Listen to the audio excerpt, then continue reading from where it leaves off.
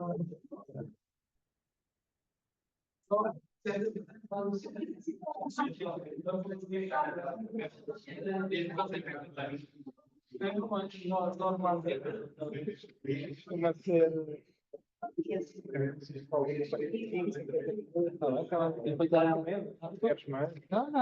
isso é um espaço de debate. Está tudo bem. Faço logo que vai ser muito difícil. Não é preciso, no instante chega de só. Padre, se convém dizer que é padre. Se tu quiseres, podes começar, depois lá no sítio certo.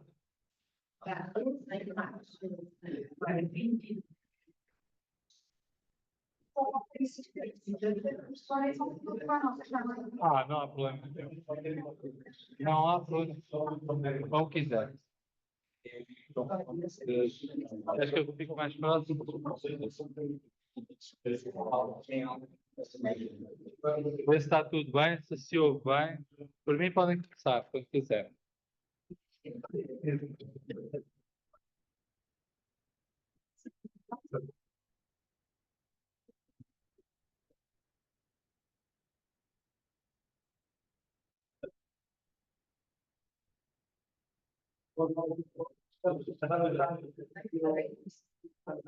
Esta conferência e hoje começamos com o ciclo de conferências do ISTA, este ano de 2025. Como habitualmente estas conferências depois são publicadas nos cadernos, portanto esperamos até ao fim deste ano depois já ter o caderno pronto para publicar.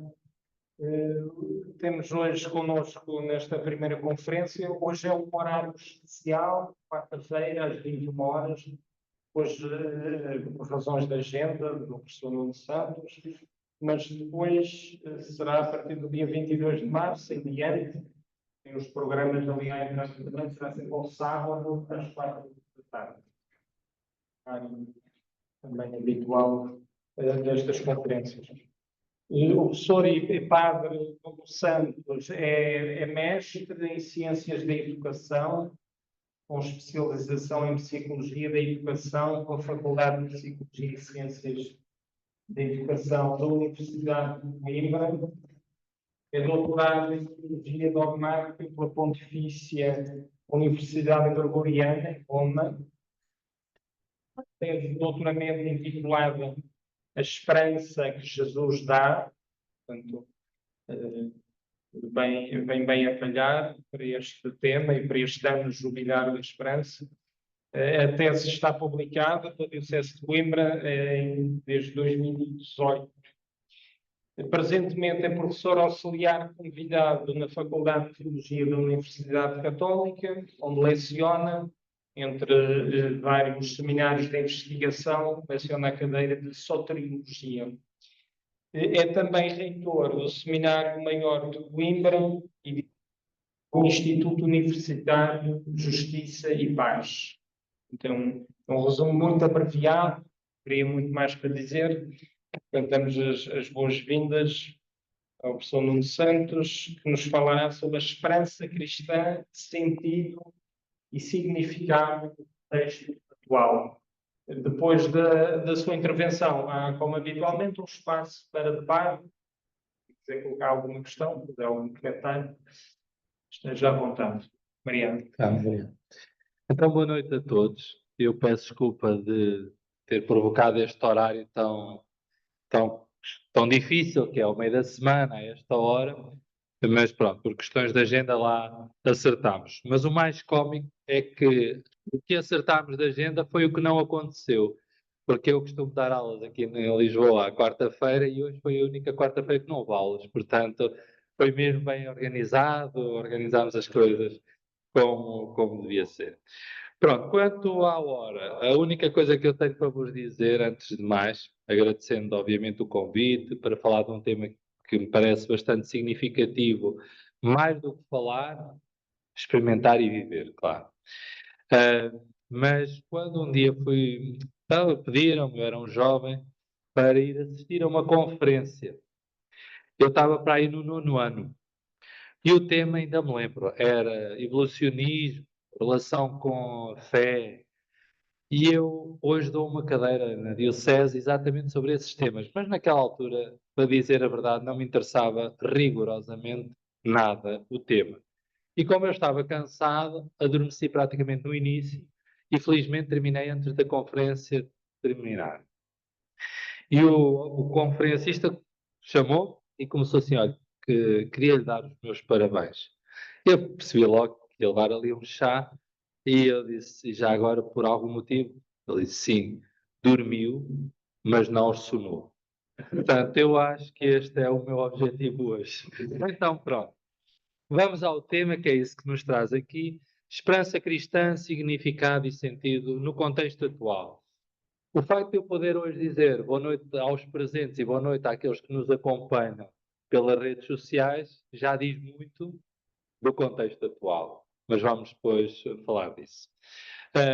Quando nós falamos da esperança, podemos ter muitas imagens, podemos colocar aqui muitas imagens. Foram estas, não é ciência. Estas imagens foram escolhidas por algum significado, mas não determinante. É óbvio que podíamos falar de cada uma destas imagens muitíssimo e podíamos falar da esperança quase a partir destas três imagens. Um contexto onde o sorriso é maior que a realidade, das dificuldades, dos contextos. Um contexto onde o sorriso é maior do que a doença e do que o sofrimento que parece atroz e que parece uma porta sem saída. E um sorriso que é, que é de uma igreja que nós precisamos assim, a sorrir, a próxima, a cuidar, a abraçar, olhos nos olhos. Quem já teve o privilégio de estar com o Papa Francisco sabe que no meio daquela agitação toda e no meio daquela multidão toda, o que lhe dá mais gozo é de facto poder olhar nos olhos e falar connosco. Eu tive uma pequena experiência que não fiquei convertido nessa hora, pode ser que ainda haja esperança também para mim, mas ele convidou os estudantes de teologia em Roma para irem a um encontro dos estudantes. Eu fiquei bastante interessado nesse encontro e fui na aula Paulo VI. E aquilo demora muito, agora com as questões de segurança, temos de estar muitas horas antes para poder entrar nesse espaço, éramos cerca de 5.000 pessoas, e ele faz o seguinte discurso. Estamos ali à espera, imaginem uma hora à espera que o Papa chegue, não é? À hora certa, mas nós é que temos que chegar mais cedo. E quando chega a hora, ele entra, nós todos um bocadinho contentes com essa presença, ele lê um texto para em 3 minutos e diz assim: o resto do texto estará publicado nas redes sociais, na internet, podem consultar. Eu gostava agora de cumprimentar cada um dos presentes. E eu pensei, levantei-me tão cedo para vir aqui e agora eu quero cumprimentar cada um dos presentes. E olhava para um lado e para o outro e pensei, isto vai demorar muitas horas. Bom, então essa relação é muito interessante. Então, de facto, e ainda aqui, o Papa, ao lançar esta temática para o ano jubilar, sabemos, de 25 em 25 anos, quando são os jubileus ordinários, também sabemos a história dos jubileus, não vos vou massacrar com isso, começou em 1300 e mais, não digo. Mas logo na boa proclamação do jubileu, que foi publicada 9 de maio do ano passado, se peço não te confunde, a esperança não engana, que é uma citação de Romanos 5,5, pronto, já sabemos. Mas o Papa diz a certa altura que o jubileu seja, para todos, a ocasião de reanimar a esperança. E eu gosto muito desta palavra, reanimar a esperança. É voltar a dar vida à esperança que já lá está. Há uma esperança que nos habita a todos. Podíamos fazer aqui uma alusão muito nota de rodapé ao mito de Pandora. Não sei se tem isso presente, é só uma coisa de rodapé. Mas na história de Pandora, ainda que eu não possa falar muito de alongar, na história de Pandora é oferecida então a Pandora, para as passa-pano todos os dons, a mulher que tinha todos os dons, e tinha também um grande dom que era a curiosidade, que é um dom, que é o dom da ciência, da investigação, e outros dons também. Claro que dá para tudo. E foi dado um pote que tinha vários maus lá dentro. E disseram, isto já agora era para condenar o Prometeu, que tinha roubado o fogo aos deuses, tinha dado aos homens, os deuses estavam chateados, então vingaram-se, enviando a Pandora para o meio da humanidade, e o Epitomeu, que era irmão do Prometeu, logo entusiasmadíssimo, fica logo com a Pandora. Mas a Pandora tinha então um jarro com vários malos lá dentro. E o que faz é, claro, a curiosidade, e foi insistente, e ela abre o jarro e começam a sair os males, a doença, a morte, cheia de males, e de repente ela tapa de novo a jarra e não sei se sabe o que é que lá ficou dentro.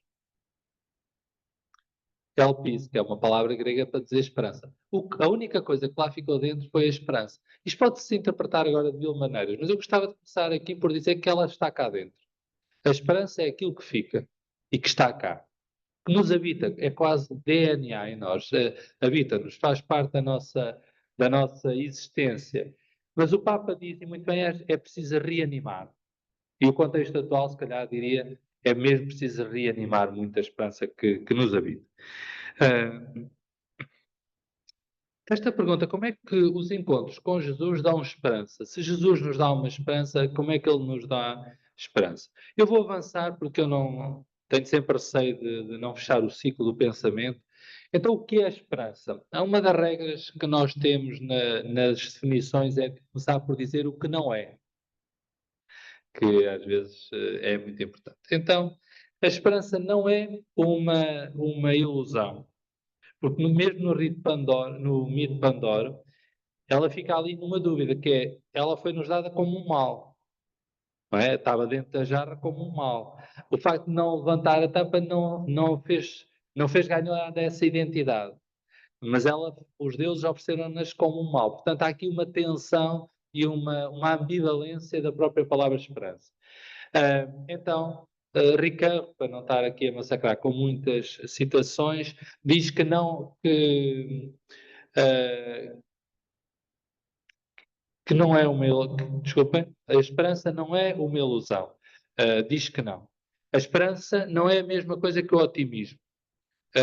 E Daniel Lu, por exemplo, diz que a esperança não só não é otimismo, como o otimismo é o pior inimigo da esperança. Muitas vezes a questão é, então, afinal, o que é a esperança? Se não é otimismo, se não é, o que é a esperança? Qual é a esperança? E depois ainda podíamos dizer qual é a esperança cristã. Também, ainda só para chegarmos ao nosso tempo, o tema da esperança é um tema da história, da humanidade, que está presente. Mas houve uma altura que foi ficando em segundo plano. E há um senhor chamado Ernest Bloch, que se calhar se diz de outra maneira em alemão, o meu alemão não permite ser erudito nestas questões, mas ele escreveu um conjunto de artigos que depois configuraram um enorme livro. Eu, na versão que li, parte, não li tudo, que é italiana, eram 1300 páginas. Ele escreve então sobre aquilo que ele é um marxista, e ele escreve sobre aquilo que ele chama o princípio de esperança. Mas nunca, obviamente, a projeta para além desta história, é sempre algo intrahistórico. E ele reconhece até que o próprio cristianismo dá-lhe uma força existencial a este princípio. Mas ele fica sempre com a ideia, preciso ter esperança. Reparem que muitos dos nossos cursos, e é aqui que eu começo a querer criticar, muitos dos nossos cursos são inócuos, porque eles, quando eu digo assim a uma pessoa que está a sofrer, tens que ter esperança. Eu não estou a dar esperança. Eu estou-lhe a dizer que tem que ter esperança. Isso até pode ter um efeito contrário. Se eu estou numa situação dramática da minha vida, eu vou pensar, quem é este senhor? Quem é esta senhora? Para me dizer a mim, que estou aqui, que eu tenho que ter esperança. E isso é exatamente aqui que começa a ser mais problemático e mais interessante para mim, para refletir a questão da esperança. Então, Jürgen Moltmann, entre outras coisas, vai comentar este texto do princípio esperança com aquilo que ele escreve uma teologia da esperança. Ele é protestante, traz este texto, traz este tema, estamos nos anos 50, depende um bocadinho das publicações, estamos ali nos anos 50 do século passado, e depois Moltmann mais tarde, 64, se não falha a memória, vai trazer, vai importar, vai confrontar o tema da esperança que estava no âmbito da filosofia, de uma linha do pensamento, com a questão da teologia. Vai trazê-lo para este jogo na teologia. E depois, nesta questão, a grande pergunta é, mais do que ter uma esperança, é preciso saber qual é o princípio dessa esperança que eu tenho. Onde é que eu vou buscar a esperança que tenho? E então eu diria que há aqui esta ligação que importa dizer. Ainda não entrando especificamente na esperança cristã, ou melhor, não entrando naquilo que é a esperança específica no Novo Testamento, gostava de dizer que muito da esperança tem que partir não de uma palavra, e já vamos chegar a isso, mas de uma relação. Se nós ficarmos presos à palavra esperança, nós podemos não tocar a esperança. Se nós ficarmos presos à relação, nós provavelmente estamos a tocar a esperança. Isso vai ser muito interessante e vou já adensar um bocadinho, que é, porque é que esta tese me surgiu? Eu não sou o autor da tese, porque eu só escrevi a tese. O autor da tese é toda uma discussão com o orientador, com todo um trabalho conjunto de equipe. Mas a certa altura, eu estava a estudar, queria falar da esperança, eu trabalhei muitos anos sobre a morte, é o meu tema de base, a morte, sobretudo como é que Jesus lida com a morte dos outros, para depois nós percebermos o que é que podemos aprender como cristãos para lidar com a morte dos outros.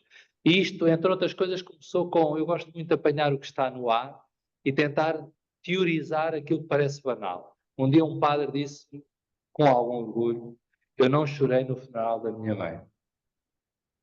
E eu pressenti que aquela frase que ele disse era como quase um testemunho que ele queria dar de alguém que tem tanta fé que não chora a morte da sua mãe. E aquilo, como não me encaixou, antes pelo contrário, desencaixou profundamente o meu sistema interno, eu disse, um dia vou estudar isto. Hoje não lhe posso responder profundamente, portanto só poderei fazer um silêncio, mas um dia vou estudar isso. E dediquei-me muito à história, como é que Jesus lida com a morte, ao ponto de procurar exatamente aquilo que está lá, que é em São João, no capítulo 11, Jesus chorou. Aliás, dizem que é o versículo mais curto da Bíblia, que são duas palavras, Jesus chorou. E isso significa o quê? Se Jesus chorou, aliás, daquela forma, no sentido direto do texto, só acontece duas vezes, Jesus chora pela morte de Lázaro e Jesus chora pela cidade, diante da cidade de Jerusalém. Os verbos em grego são diferentes, têm significados diferentes, não nos vamos agora aqui entreter com isso. Mas é muito interessante perceber, e eu depois, um dia mais tarde, fui ter com ele e disse, se Jesus chorou pela morte do seu amigo, talvez todos nós cristãos devamos chorar pela morte dos nossos familiares e amigos. Porque talvez aí a vida ganhe um sentido maior. Isso depois fica, diria, reiterado e consolidado até com a primeira visita do Papa Francisco, a primeira visita apostólica que o Papa Francisco faz a Lampedusa, dizendo que ele próprio, como imigrante, agora nesta biografia ele insiste nisso, ele próprio como imigrante, família de imigrantes, sente aquilo de outra forma, vai a Lampedusa e eu posso-vos dizer, eu tenho a sensação que a minha primeira intuição é sempre a errada. Porque quando eu vi a apresentação daquela viagem, eu pensei, o Papa, a primeira visita pastoral, eu estava em Roma, a primeira visita pastoral que vai fazer é Lampedusa. Eu vou ter que andar no mapa à procura onde fica Lampedusa. E depois fiquei ainda, diria, quase mais desiludido quando eu vou ver o objetivo da visita. Ele diz só isto: eu vou chorar aqueles que já ninguém chora. E aquilo começou-me ali uma espécie de refrão. Primeiro ficamos assim estranhos com aquelas palavras e depois começamos a perceber que se calhar a única pessoa que estava mal na fotografia era eu a analisar aquele texto. E depois ainda mais interessante, ele vai chorar, aqueles que choram, e passado um tempo no Ministério da Administração Interna italiano, o correspondente, dizia-se que era a primeira vez que se deixava de falar daqueles imigrantes por números e passava-se a falar de pessoas. O poder político de quem vai chorar, aqueles que choram, naquela homilia fabulosa em que ele fala da globalização, da indiferença, onde fica ali quase plasmado o programa pastoral deste papado, que é muito interessante. Voltando aqui, para não nos perdermos. Então, Jesus, quando eu vou à procura da palavra esperança no Evangelho, é verdade que no Novo Testamento, depois São Paulo aparece muitas vezes, a palavra esperança, que é o peace, Sabem quantas vezes é que a palavra aparece? Nenhuma. Ou seja, no Novo Testamento, onde nós vamos, desculpa, nos Evangelhos, ou se quisermos no Evangelho de Jesus, nas suas 4 versões, isso agora mais técnicos ou não, mas no Evangelho, que é a Boa Nova, onde nós vamos fundamentar a esperança cristã, no essencial e no mais radical da esperança cristã. Naquela que é a figura central da nossa esperança cristã, que é Jesus, a palavra esperança nunca aparece. Depois, daqui a pouco, vou-vos dizer, aparece o verbo 5 vezes. É o que usou. Então, eu fiquei a pensar, que engraçado, se a palavra esperança nunca aparece, a esperança pode não ser uma palavra. Em Jesus, a esperança não é uma palavra.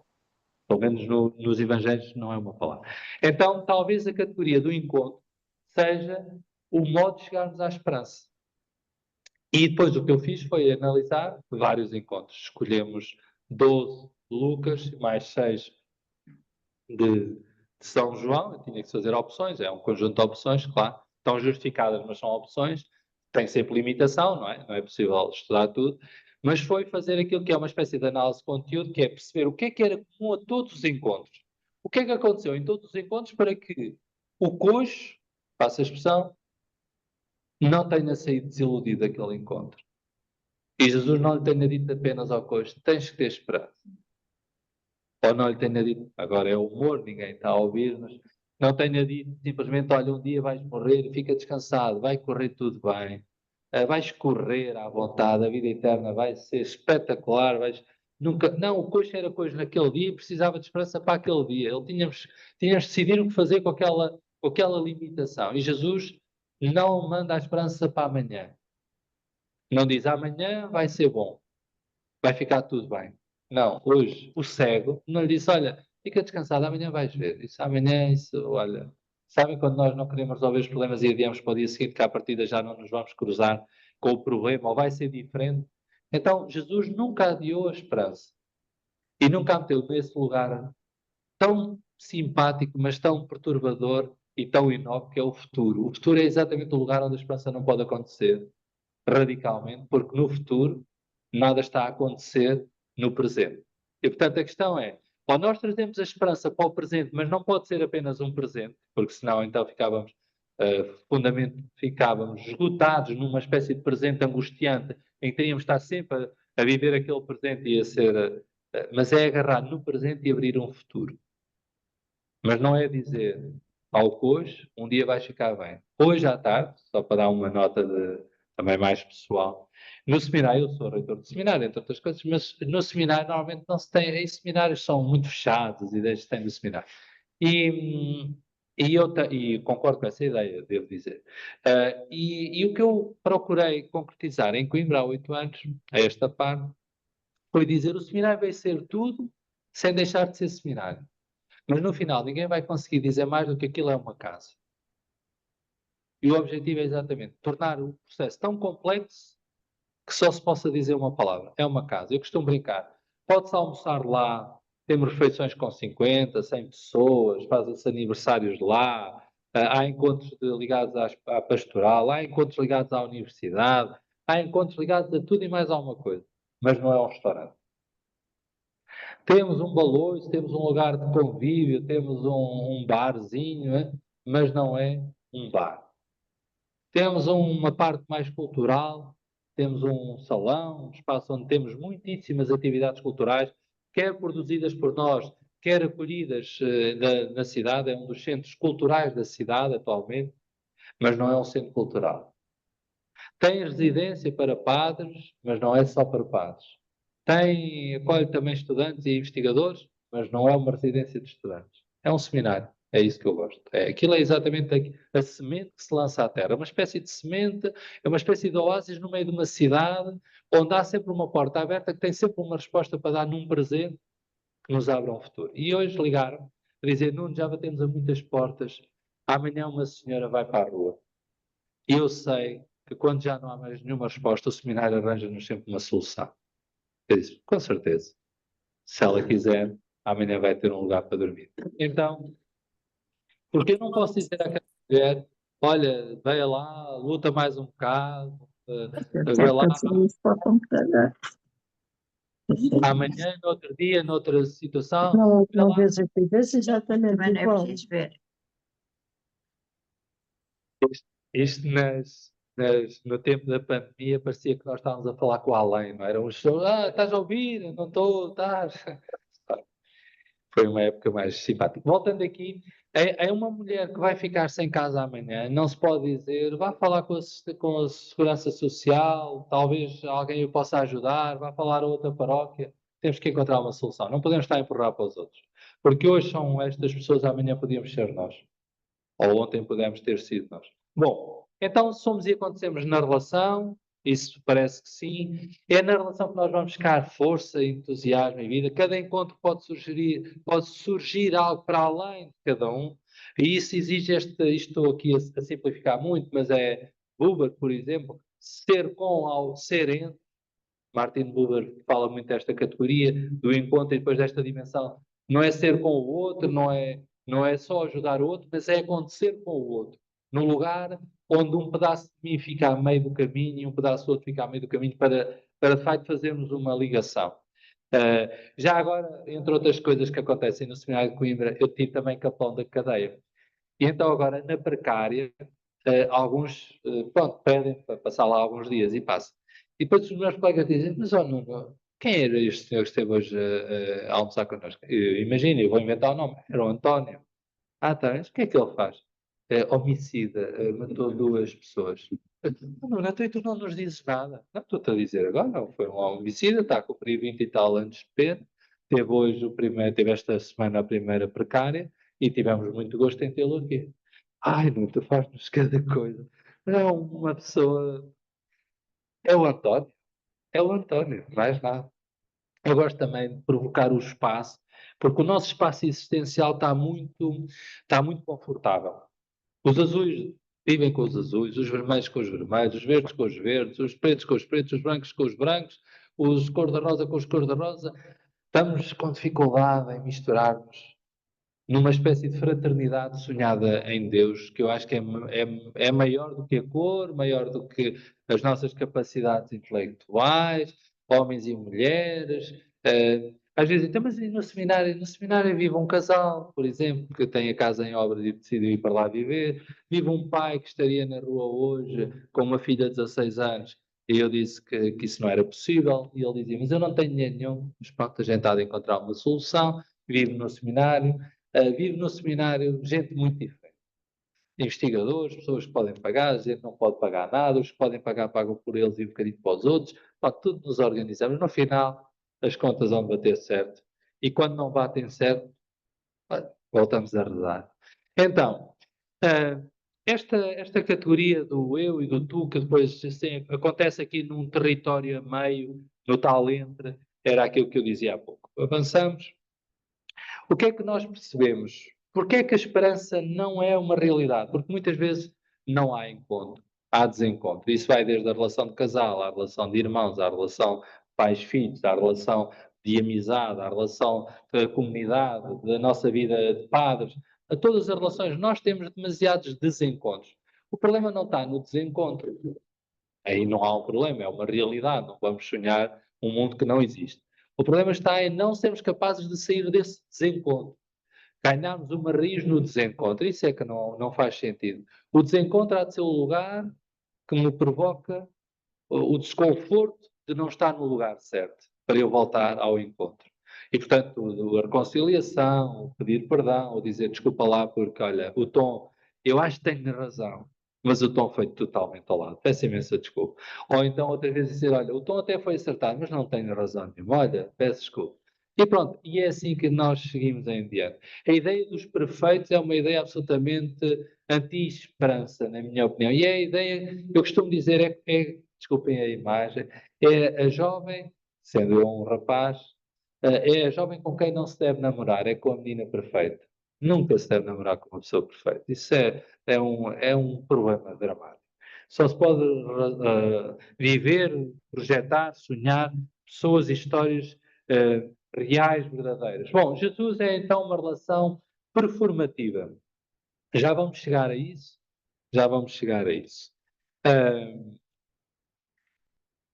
Se pensamos então que Jesus é a nossa esperança, se pensamos que Ele é a nossa força, se é aí que Ele é a nossa fonte e é o nosso conteúdo da esperança, então nós podíamos dizer que a esperança vem de uma relação com Jesus e essa relação é performativa. A palavra performativa é uma palavra que aparece para mim, não estou a dizer que é a primeira vez que aparece, mas para aquilo que eu estudei, o processo educativo, a primeira vez foi por um texto de Shirley Becks, que é um autor a que se deve voltar, é daqueles clássicos, é como estar a ouvir Beethoven, mais ou menos, é daqueles que de vez em quando, voltando lá, nunca se perde nada. Pode não se ganhar tudo, mas nunca se perde nada. Portanto, voltar a Shirley Becks é sempre difícil de escrever o nome, mas pelo menos voltar ao texto é interessante. Ele fala então a certa altura de uma teologia performativa, abre aqui um campo que depois Bento XVI, faz de uma forma, na minha opinião, brilhante, no Spes Salve, logo no número 2 ou 3, penso que é o 2, depois vou ver já vai aparecer a citação, vai dizer que o Evangelho é performativo. E é aqui que eu quero que fique a esperança. A esperança é exatamente, acontece exatamente aqui nesta dimensão performativa. Então, o to perform tem a ver do inglês com esta capacidade de criar factos novos, de realizar, de fazer acontecer. A pergunta que me foi feita era o significado e o sentido da esperança no contexto atual. E eu comecei, já fiz aqui 2 ou 3 notas, já perceberam que eu sou como o Almeida Garrett, passo a expressão que é um bocado prolixo e ali um bocadinho a fazer pontos sobre várias coisas. Mas espero que não se perca aqui o fio condutor. Mas, há pouco falávamos do contexto atual. Qual é o contexto atual?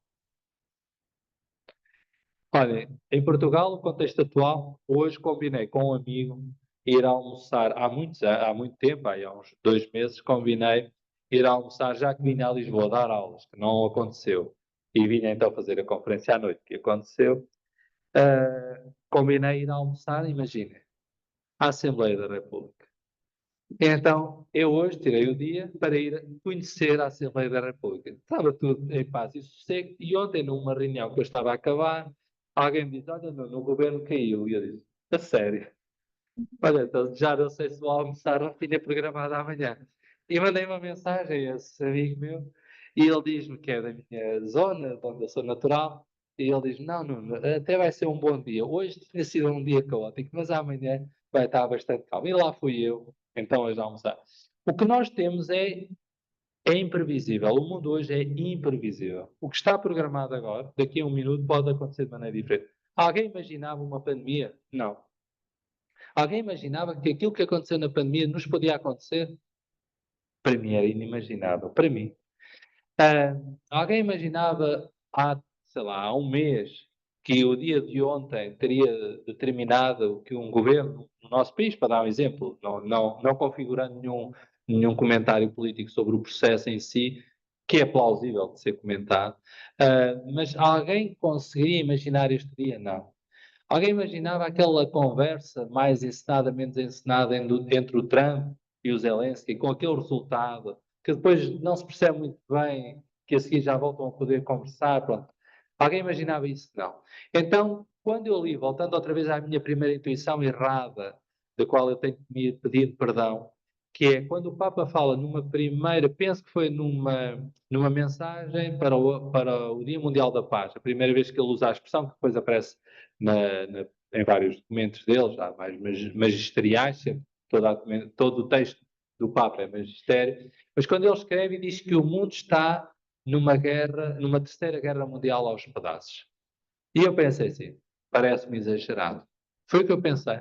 Quando eu vi aquilo pensei, é exagerado. Às vezes pensei, estamos a acicatar o espírito para que as coisas possam acontecer. Não só estava certo, como hoje podemos dizer que estamos a passar de uma terceira guerra mundial aos pedaços para uma guerra potencialmente global. Porque os pedaços estão-se a juntar e a aproximar. São tantos, há 20 e tal sítios onde diríamos que a guerra está a acontecer, são tantos os locais onde está a decorrer a guerra, que está-se a aproximar de uma dimensão global. Depois, um outro tópico do tempo comum. Como trazer esperança neste contexto? Como trazer esperança num contexto, por exemplo, de rearmamento, por exemplo, na Europa, de ponderar outra vez, quando é que, eventualmente, ponderar haver de novo soldados a ter que combater em contextos e cenários que eu pensava que tinham sido dos meus avós e dos meus pais, no final do meu pai, ainda teve alguma ligação ao contexto da guerra, mas que para mim já não existia como tema.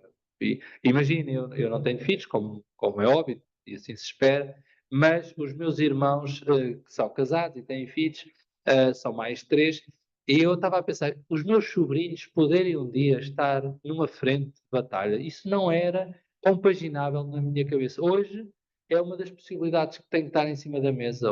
Nestes dias, em França, está-se a conversar, e na Europa, sobre esta de mandarmos soldados de paz, ou de manutenção da paz, com tudo o que isso significa. Então, o mundo tem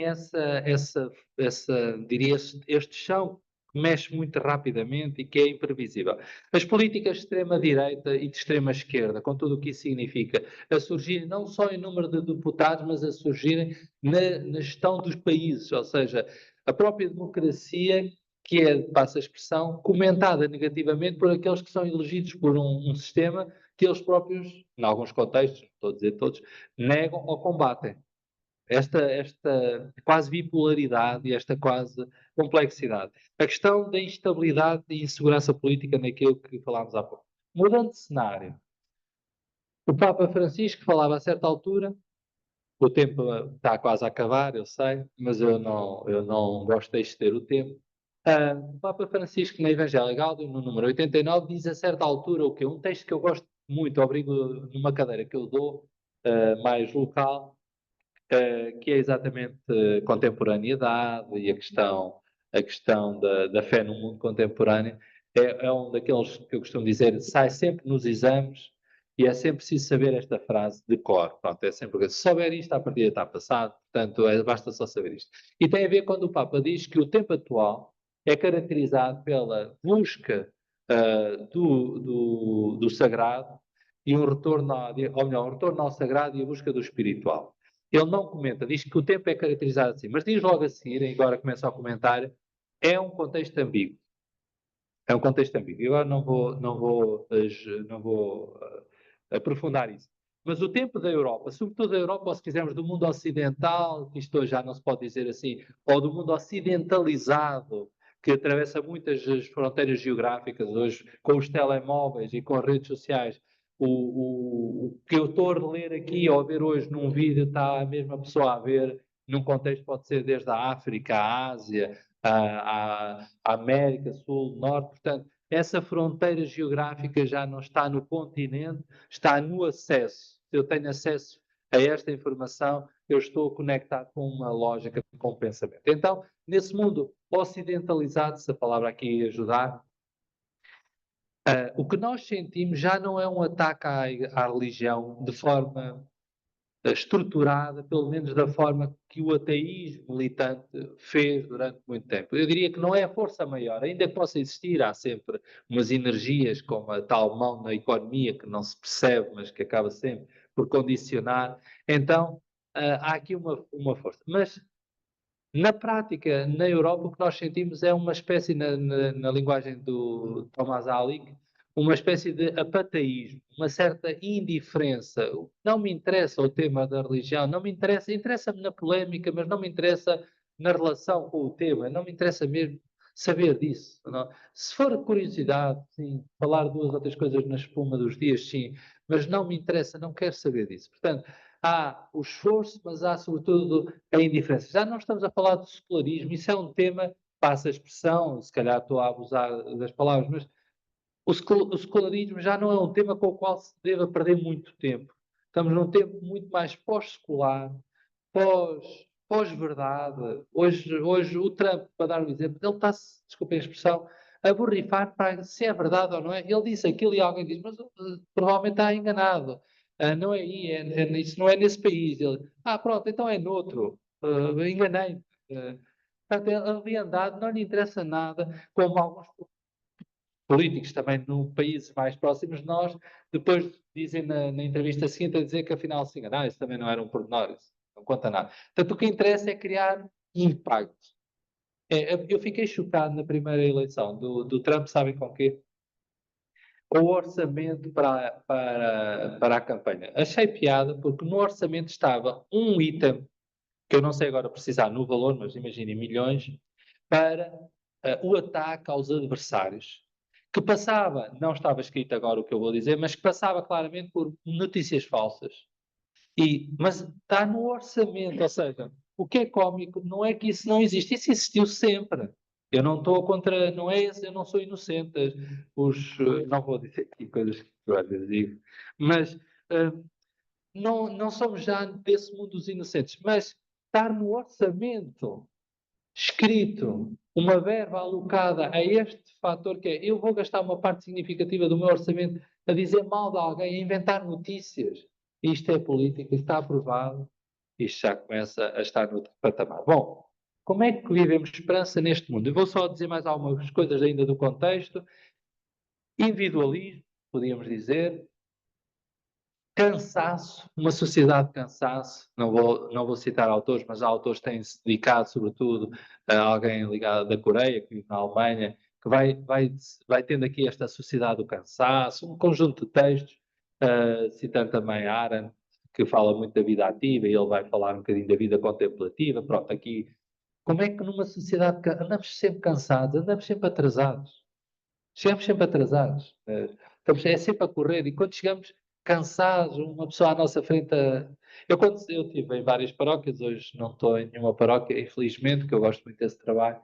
E a pior coisa que o Nosso Senhor podia oferecer ao domingo de manhã era um daqueles Papa Reformas de domingo, em que os senhores ou as senhoras vão passear e vão ali a 40, 50 quilómetros e eu tenho 10 minutos para me deslocar, não sei quantos quilómetros, e a pensar, tenho aqui um traço contínuo, tenho aqui um senhor à minha frente, tenho uma comunidade à minha espera, 50 quilómetros hora, isto íamos ir a 100. Eu digo, Senhor, dá-me discernimento. E pronto, o Senhor dá-me discernimento, eu fazia as opções justas e acertadas e conseguia chegar a outros. Então, o que é que acontece? O que acontece é que andamos cansados, não temos tempo para aguentar aqueles 50 km hora. Não, eu às vezes quando vejo as placas dos 30 eu penso assim, o carro deve ir abaixo. O meu carro, se eu puser aquilo a 30, se calhar o carro para, eu nem vou arriscar. Eu quando vejo aquelas placas eu penso, isto deve ter sido do século passado, não tiraram ainda, do tempo das carroças, isso, não tiraram, e portanto nós ainda temos os sinais do passado, do século XIX. Porque eu penso que os carros vão abaixo, sinceramente. Eu tenho para mim, nunca experimentei, mas a 30 o carro vai abaixo, é a minha tese. Então, do consumismo, estou cansado, estou chateado, vou comprar uma peça de roupa, vou comprar uma coisa qualquer, olha, vou ali até ao shopping e tal. É pecado. Não, então é pecado ir passear, não. Depois aquilo está-nos a chamar, está-nos a dizer, compra-me. E depois nós estamos a ajudar a senhora da loja, também precisa. E o senhor que fez aquilo também precisa. Se eu não comprar, ninguém, aquelas pessoas também não têm comida. Portanto, não se alimenta. E lá vamos nós com a nossa generosidade. E depois o Evangelho diz-nos que é mais fácil entrar um camelo no reino de Deus do que um rico. Pronto, então nós também não queremos entrar ricos. E pronto, e bem, e generosos que somos, lá cumprimos a nossa missão. Bom, hiperconectados, agarrados às redes, não as do Evangelho, aquelas redes do pescador, de antes e depois da ressurreição, da pesca milagrosa, mas pescados nós por outras redes que não nos desvinculam e estes vícios, este prazer que se torna vício e que depois já não somos capazes de estar desconectados. É muito engraçado, há uns anos, quando os netos iam ver os avós, a primeira coisa é, oh mãe, mas aquilo lá não tem net. Vamos já, bom, mas aquilo não tem net, naquela terra não há net. E pronto, e a mãe, oh filho, mas pronto, temos que ir à net, temos que ir ver a avó, e o sacrifício que se fazia pela avó lá ir. Hoje é, oh pai, mas a net é lenta. Mas a gente vai ver a avó, mas a net da avó não dá para nada, aquilo é super lento, bem, aquilo não dá para descarregar vídeos. Oh filho, mas pronto, então, mas tens os dados próprios, mas aquilo tem pouca rede, bem. Pronto. Então, um avô que queira ser visitado tem que ter net, tem que ser alta velocidade, tem que ter o melhor do 5G, porque senão não vai lá ter os netos. Bom, então, só tem uma hora, vá, mas depois já não fica para o dia seguinte. Então, pronto, como é que se vive aqui os desafios e os impactos da inteligência artificial? Tem-se trabalhado já muito, mesmo dentro da teologia, mas o que é que isso vai significar? Olha, começa o meu primeiro alerta. O que é que isso vai significar? Como é que vamos lidar com isso? E agora mudamos uma página, porque parece negativo. O voluntariado, a quantidade de pessoas que estão na igreja sem fazer barulho nenhum, a dar catequese, a cantar nos coros, nos grupos de ajuda fraterna, nas celebrações, na decoração, a troco zero. Se a gente lhes pagasse, estávamos todos falidos, como é óbvio. Mas eram valores excepcionais. Mas como nós não os pagamos, eles vêm felizes e fazemos nós também, que eu também faço voluntariado. Então, o que é que significa esta massa de gente, de generosidade, que está aí a marcar a história, que ninguém fala, que ninguém valoriza? Nós, na missa do seminário, é uma comunidade já com algum significado, normalmente envolve 200 pessoas aos domingos, depois no verão é um bocadinho maior, mas o que é que acontece? Eu começo sempre nos avisos, eu sei que é abusivo e é desgastante, mas é um princípio. Eu acho que isso também é uma lógica pedagógica que eu uso. Nós começamos por dar graças pelo dom da vida e as pessoas mandam para lá os aniversários, porque senão aquilo é só os mortos, coxos e os aleijados, não levem a mal, mas eu acho que é pouco. Então nós começamos sempre por dar graças pelo dom da vida. Só sei aquilo está sempre no YouTube, nós temos podcast e é sempre transmitido, e pomos sempre o aniversário das pessoas. Cada um pode pedir o aniversário seu, dos seus familiares. Depois falamos dos que celebraram o seu casamento, aquele ornações ou assim. Depois falamos dos doentes. E depois falamos dos que morreram. E no final, começa sempre, o primeiro aviso é sempre igual. Queremos agradecer a todos aqueles que tornam possível esta celebração.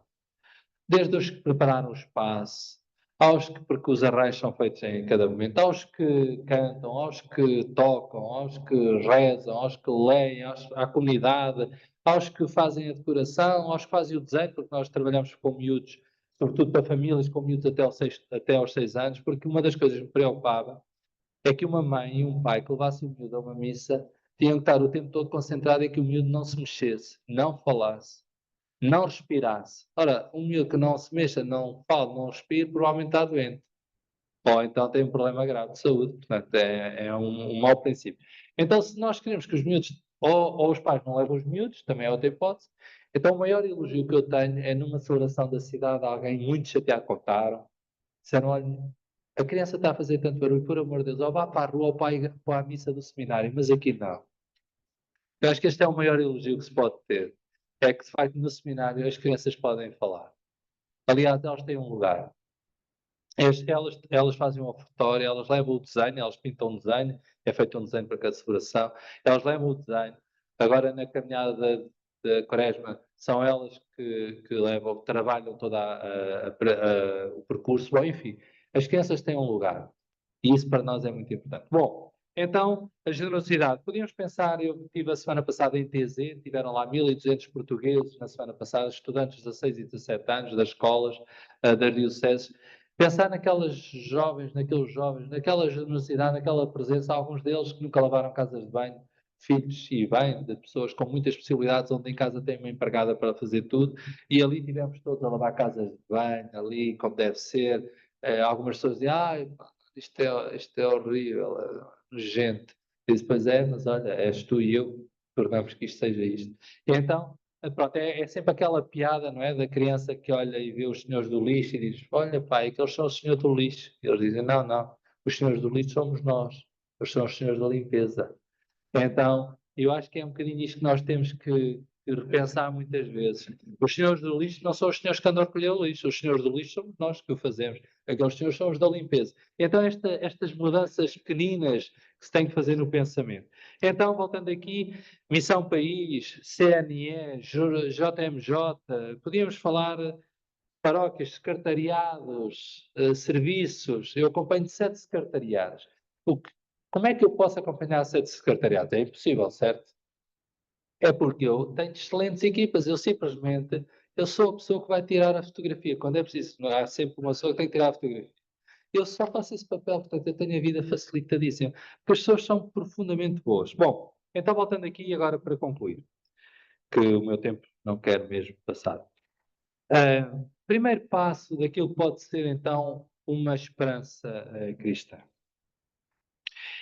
É o encontro pessoal autêntico, o diálogo. Jesus encontrou-se com cada pessoa pessoalmente. No meio daquela confusão, aquela mulher com 12 anos de uma doença, tinha batido a todos os médicos, toca-lhe, e ele faz esta pergunta absolutamente inusitada. Quem me tocou? E os discípulos dizem aquilo que é o mais normal. Senhor, estás a brincar ou quê? Toda a gente te toca, estamos no meio de uma multidão, e tu perguntas-me a mim, a nós, quem me tocou? Senhor, uma pergunta mais justa, esta não faz sentido. E a pessoa que se sentiu tocada, porque o tocou, o Deus que se toca e que é tocável que é, como dizia o José Frazão num dos seus livros, portanto, o Deus que se toca, que é possível tocar, que dá a cura. Portanto, é um diálogo pessoal no meio daquela confusão. É o Papa que no meio daqueles 5.000 diz, eu quero conversar com cada um, eu quero cumprimentar cada um de vós. É muito interessante. É no meio da multidão, olhos nos olhos, ser capaz de dizer, eu estou aqui para te ouvir. Mas pá, Nuno, eu sei que não tem tempo. Sim, não se preocupe, o meu tempo não é meu. Então, naquele tempo que eu estou ali, é aquele tempo. É o tempo daquela pessoa.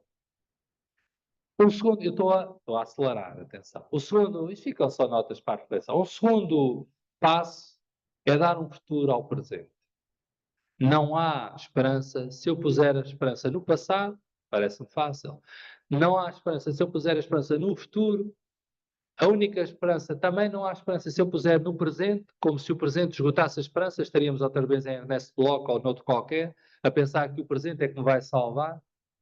Mas se eu pensar que o presente tem futuro, então a esperança começa a acontecer. Aquilo que nós distinguimos em teologia do Cronos para o Kairos, e não vou falar disso, mas só gostava de dizer uma coisa: o Kairos, pode-se falar de muita coisa, há uma má tradução da 1 de Coríntios, capítulo 7, mas não vamos agora falar disso, que analisa o Kairos como um tempo breve. Ora, se essa tradução fosse a nossa tradução, o breve é exatamente é a concepção de tempo que não temos, porque o Kairos é exatamente o lugar onde o tempo não é medido. Não é um tempo de... Esse é o Cronos. Portanto, se eu escrever que o Kairos é o tempo breve, eu estou a dizer que é o Cronos, não estou a dizer que é o Kairos. E há uma imagem, se eu deixo, porque provavelmente não é tão comum. O que é o Kairos? O Kairos é muita coisa, mas o Kairos é também, nos textos da Grécia, é o lugar onde o soldado sabe que pode atingir de morte o outro.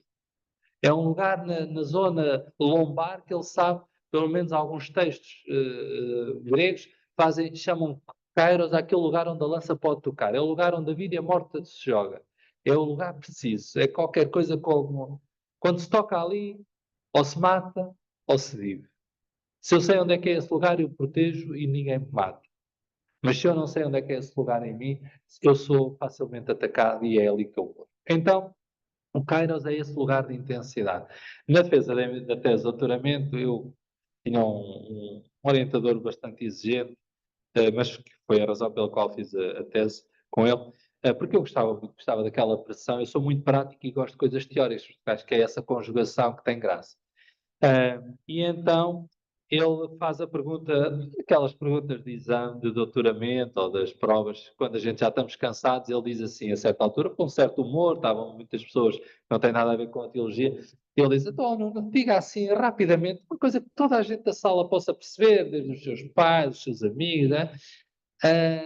Que é o Cairo. Dê-nos um exemplo, só a perceber. Um exemplo assim, banal, cotidiano. Sim. O professor já namorou. Ele disse, a professor, não responda. Se namorasse, sabíamos responder ao que era o cais. O cais é aquela coisa nem que o tempo deixa de ser tempo e é só uma intensidade. Ele disse, bom, esse é um bom exemplo. Dê agora uma teologia. Então, eu depois dei um de teologia. Bom, então o Kairos é um tempo de não tempo, é um tempo de intensidade. É uma coisa que não é este tempo que está aqui, o Cronos está aqui a andar. É o tempo em que se abre um futuro, há um sonho que está a realizar-se, há um sentido que ganha ali vida. Por isso Jesus não precisa de dizer a ninguém, tens de ter esperança. O olhar de Jesus, aquele vai, não tornes a pecar na pecadora arrependida. Vai, não tornes a pecar, então, mas ninguém te condenou, também não te condena. Vai, não tornes a pecar. Não fiques aí, não fiques agarrado a esse pecado. Olha, fizeste bem, não foi nada disso, vai. Não voltes a isso. Isso não é vida para ti. Tu és mais do que isso. Isso é muito bonito. Então, o terceiro lugar é que termina sempre, quer direto ou indiretamente, isso já tem a ver com conceitos mais exegéticos dos textos, mas termina sempre com o apelo à comunidade. A esperança cristã, se a marca que tem é que não é individual. É pessoal, mas é também comunitária. É sempre, nós podemos, e eu vou já falar disso, sentir a esperança na comunidade, na experiência comunitária da esperança. Vou ter que andar. E esta Filadélfia, que acho que é um queijo, eu não sou muito especialista em muitas coisas, mas é um queijo, certo? Filadélfia, que vem daquelas duas palavras gregas, philos e adelphoi. Então, philos, amigos, adelphoi, irmãos. Que é uma cidade primeiro grega, depois norte-americana, enfim, mas daquela da Decápolis. Mas a questão é, Filadélfia é aquilo que nós devíamos ser. Nós, como comunidade cristã, se não formos uma comunidade de irmãos e de amigos, nós não podemos dizer que podemos estar a concretizar a esperança. Estamos a fazer tudo menos concretizar a esperança. E termino, para não adormecermos aqui todos, dimensão sacramental celebrativa. Ou seja, podemos celebrar a esperança. É que nós, ao celebrarmos a Eucaristia, nós estamos a celebrar a esperança. Nós estamos a rasgar o tempo com um alimento de eternidade, que é a coisa mais inexplicável, mas ao mesmo tempo mais frágil e potente que nós temos, que é nós comungamos o céu. Se isto faz algum sentido? Nenhum. Por muito que eu consiga explicar, isto não faz sentido nenhum. Então eu comungo o céu, eu trago a eternidade dentro de mim, eu estou a fazer, desculpe a expressão, Nossa Senhora, eu trago Deus dentro de mim, acabo de comungar Deus plenamente. Mas que sentido é este? É um mistério, é esse rasgar de tempo na minha fragilidade e na minha incapacidade, é um Deus a dizer qual é o meu horizonte, a dizer qual é a minha identidade, a dizer tu és feito disto, isto é que é a tua identidade. Tu foste criado à imagem e semelhança de Deus Trinitário. Portanto, esta é que é o que é original, não é o pecado. O que é original é esta criação trinitária, na graça. O pecado é o que tira-nos a origem, ou seja, na minha modesta opinião, e eu ainda agora acompanhei uma tese muito feliz sobre isso, e eu massacrei o aluno a dizer exatamente que ele iria ter que se dedicar a um tema tão interessante como o pecado original, para que ficasse claro o que era original. O que é original não é o pecado, o que é original é a graça. O pecado tira-nos a origem, desmarca-nos, desfigura-nos nessa identidade original. Esse pecado habita-nos, bem sabemos, mas não nos habita na origem, habita-nos no desfocar dessa origem. Por isso temos que voltar à origem, temos que reclamar uma origem maior do que as nossas capacidades, por isso estamos aqui como peregrinos, por isso comungamos, até que um dia somos comungados, passa a expressão, por essa eternidade. Porque é que eu, se há palavra que para o meu epitáfio possam colocar, eu gostaria muito de ter esta, que é entusiasmo. Não precisam pôr lá muitas palavras, basta só isso. Nuno Santos, entusiasmo, está terminado. Se quiserem pôr Nuno Santos, basta só pôr entusiasmo. E porquê? Theos, simplificando, eu gosto muito das palavras. Theos é Deus, é um bocadinho a ideia de trazer Deus dentro. Um cristão, e a esperança cristã vem exatamente disto. Nós trazemos Deus dentro. Eu gosto muito da ideia do entusiasmo, sermos pessoas com entusiasmo, esta coisa de somos cristãos e andamos tristes. Ei, pá, isso custa muito. Não porque não haja razões para estarmos tristes, nós temos todas as razões para estarmos tristes, mas somos cristãos, não podemos estar. Isso é que é o problema. Porque nós comungamos. Se nós não comungássemos, ainda vá, pronto, aceitávamos que houvesse uma justificação não razoável, mas justificável, para que pudéssemos argumentar que a tristeza, os dias pesados. Agora, lembrem-se da primeira imagem, daquelas três primeiras imagens, aquela mulher com um problema oncológico, com um sorriso.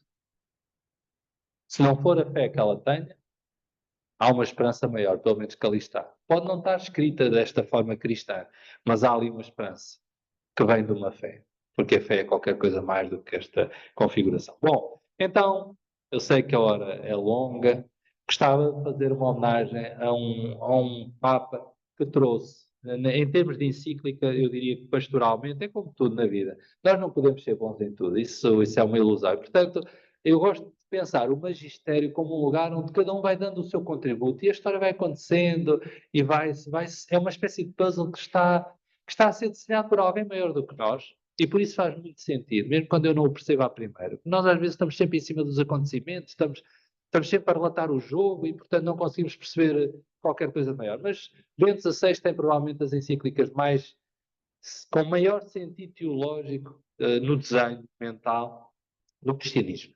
E então ele, na Spes Salvin, que ninguém falava da esperança desta forma, foi um texto quase uma espécie de oásis, que depois ficou sem passado nem futuro durante algum tempo, mas pronto, não interessa. Ele dizia que a mensagem cristã não é só informativa, mas performativa.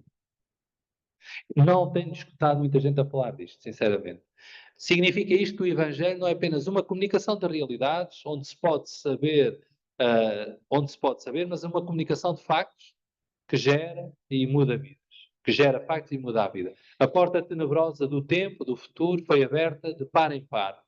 Quem tem esperança vive diversamente, foi-lhe dada uma vida nova.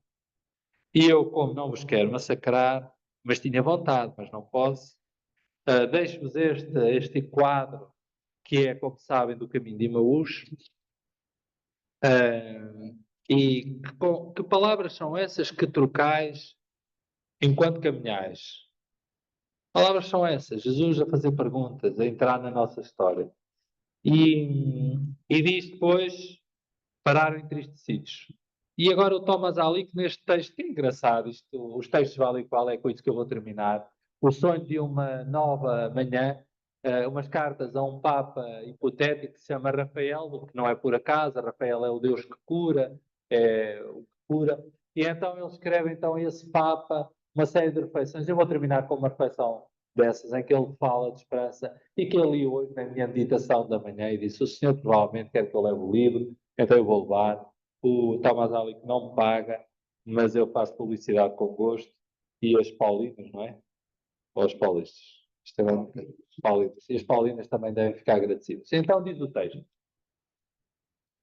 uma fé que tenha poder curativo é aquela que vem da sua dimensão mais profunda, a espiritualidade. Se todas as religiões têm a mesma profundidade espiritual no seu âmago, não o sei.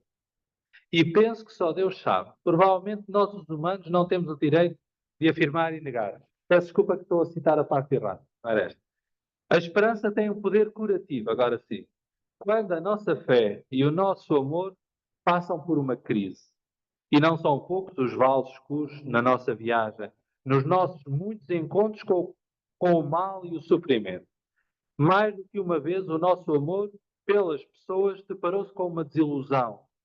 E foi a esperança que ajudou o meu amor a levantar-se do pó e a carregar a cruz. E termino. Por mais de uma vez a minha fé cegou-se na escuridão dos mistérios incompreensíveis, inclusive nos encontros com a morte de entes queridos e o destino trágico dos inocentes. E foi a esperança que lhe estendeu a mão e a guiou. Obrigado.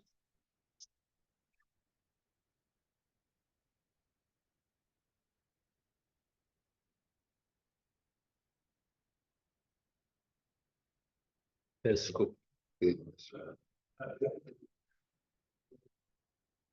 Abrimos então a então,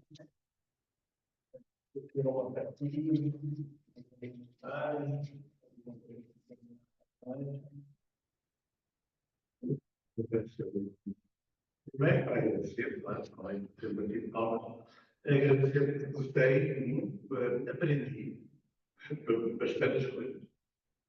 E depois também outras que calhavam mesmo comigo, quer dizer, sei lá, do género, coisas que eu digo aqui, nas nossas comunidades temos que ser irmãos e amigos. Essa história, que eu nunca tinha relacionado, é que isto tinha a ver com Filadélfia. Também essa questão que nós nascemos e envolvidos na de Deus e no pecado. Há muita coisa que diz que calha comigo. Há outras que não. Por exemplo, essa da sua missa fazem muito barulho, na minha também. Aquilo transformou-se numa creche. Até já há pessoas que deixaram de ir lá por causa do barulho. Tenho que voltar a falar consigo para me dar algum remédio também. Mas não disse nada ainda. 12 anos que ela celebra, não digo nada ainda. Mas que é um pouco remédio. Mas, agora, em relação ao sinal,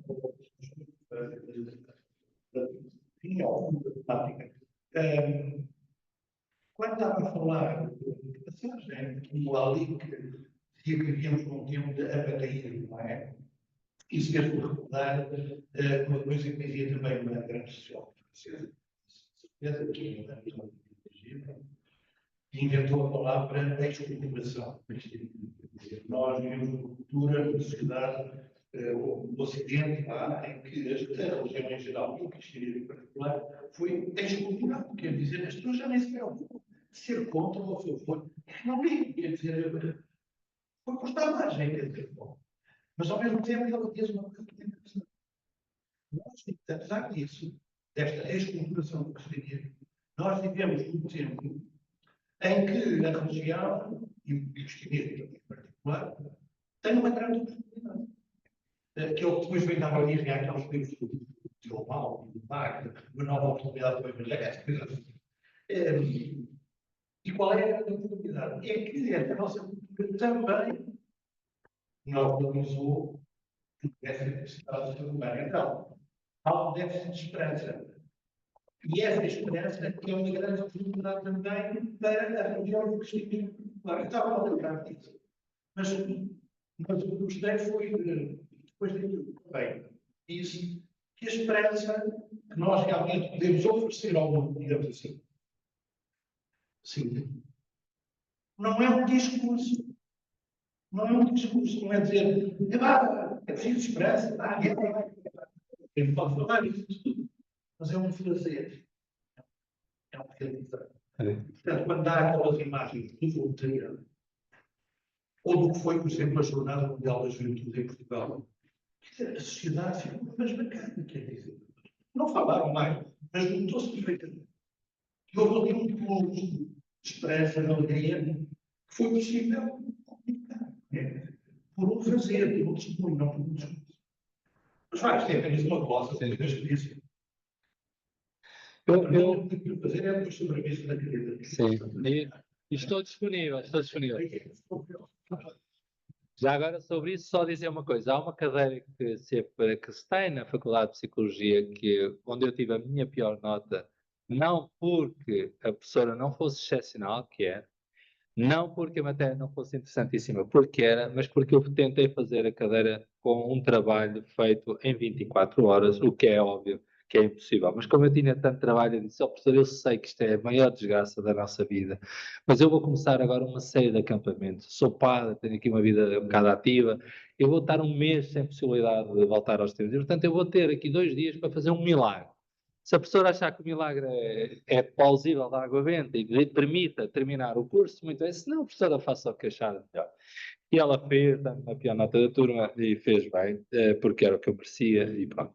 Em todo o caso, aprende-se nessa cadeira uma coisa que tem a ver, por exemplo, com a prosémica. A prosémica é um modo de organizar espaços em contexto de aula para impedir a indisciplina da aula. Isto genericamente, resumindo.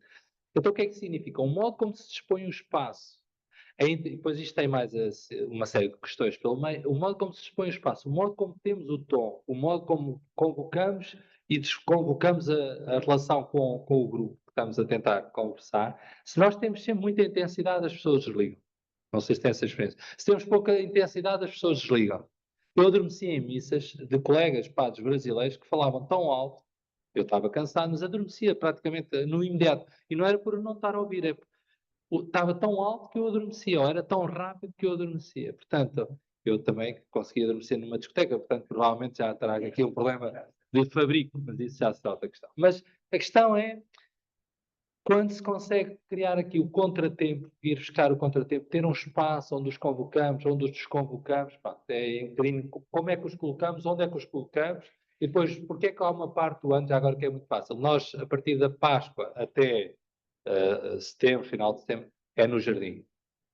Então, a pandemia trouxe coisas boas, foi esta possibilidade. Então, nós convocamos o espaço mesmo, é prática. E no jardim as coisas ganham uma densidade e uma serenidade muito diferente. É como uma família estende uma manta e pronto. Voltando à questão agora da questão do voluntariado.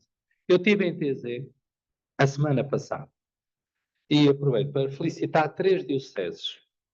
Santarém, Viseu e Aveiro. Eu fui com um grupo de Coimbra, eu já fui 10 vezes a TZ, esta era a 10ª vez, na pré-história, quando eu já fui mais novo, não se nota, mas eu já fui mais novo. E então, nessa altura, com estudantes universitários e tal, lá fomos. E agora voltei um bocadinho numa missão que me foi pedida, onde de facto estou a tentar dar o meu melhor, obviamente, para esses aqueles jogadores tipo o Messi, o Ronaldo, que passar desta parte, que vão tentar correr, mas já não correm. Mas pronto, as pessoas ainda batem palmas, eles ficam contentes, toda a gente fica um bocado iludida e a coisa parece que eles são ainda grandes jogadores. Pronto, e é um bocado esse o papel que eu faço ainda hoje na pastoral universitária e juvenil. Pronto, lá vou disfarçando até que chega a hora. E então, voltando aqui, o que é que eu senti? Quando nós apostamos nas pessoas, quando nós damos espaço às pessoas, nós temos aqueles jovens ali presentes. Estas dioceses levaram cerca de 300 alunos do secundário, do moral. Ou seja, nestas dioceses que eu referi aqui, e outras podiam ter levado, eu dei um exemplo prático, concreto daquilo que aconteceu, e outras podiam ter levado. Estas dioceses significam que têm, nas suas dioceses, pelo menos, têm mais, mas têm pelo menos 200 alunos ou 300 alunos no secundário, 11º ou 12º ano, em moral. O que eu diria, conhecendo a realidade da minha diocese, que já é uma espécie de epifenómeno, já é um fenómeno significativo, ainda que a cidade de Coimbra não tem um único, acho eu, estudante em moral, que ele saiba, no secundário, a não ser os colégios católicos, porque são obrigados. Ponto final. Tirando isso, acho que é 0,0, radicalmente 0,0. Portanto, significa que estas dioceses conseguem isto. E o que é bonito? É perceber que quando nós damos estas oportunidades, quando nós acompanhamos, quando nós nos pomos lado a lado como os discípulos de Emaús, nós podemos fazer a diferença de um caminho de desilusão, de falta de esperança, de falta de Deus ou de falta de qualquer coisa a que eu vou aprendendo a chamar Deus, porque simplesmente eu não tenho tempo. Eu sou o padre e digo que não tenho tempo para os acompanhar. Então tem tempo para quê? Essa é a pergunta que eu faço a mim, eu não estou a criticar ninguém. Eu quando me deito, o meu exame de consciência é assim, Nuno, tu não estás a ter tempo para acompanhar as pessoas. Para que é que tu és padre? Para gerir justiça, o seminário, mais não sei o quê, a capela, a universidade, mais não sei o quê, dar aulas. Não, para que é que tu és padre? É que se calhar eu estou a desfocar.